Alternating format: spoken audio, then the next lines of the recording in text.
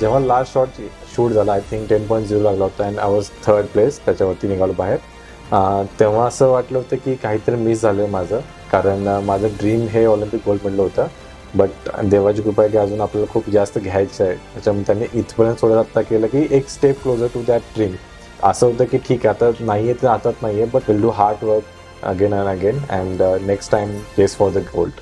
तरी ही गोष्ट आहे की विश करतो की पुढे जाऊन हे आपलं ड्रीम आहे, सो ते चेस करायचं असेल तर एक आपल्या मराठीमध्ये एक सेंटेन्स आहे की वेळ लागल्याशिवाय इतिहास घडत नाही.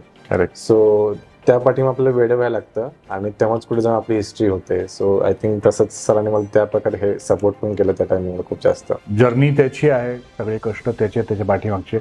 पण आय थिंक 2014ला माझी स्वप्नीलची जेव्हा गाठभेट झाली तेव्हा हार्डली 19 वर्षाचा होता स्वप्नील त्यावेळेला. पण त्यावेळेपासून तो जसा त्यावेळेला जसा भेटला तसाच आजही तो तसाच आहे.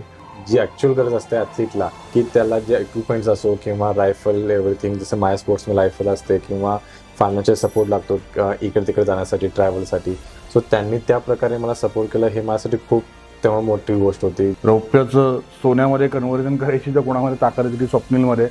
Age is on his side आणि I think 2028 is not too far away from us.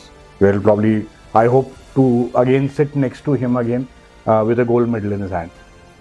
Wish you all the best. Thanks.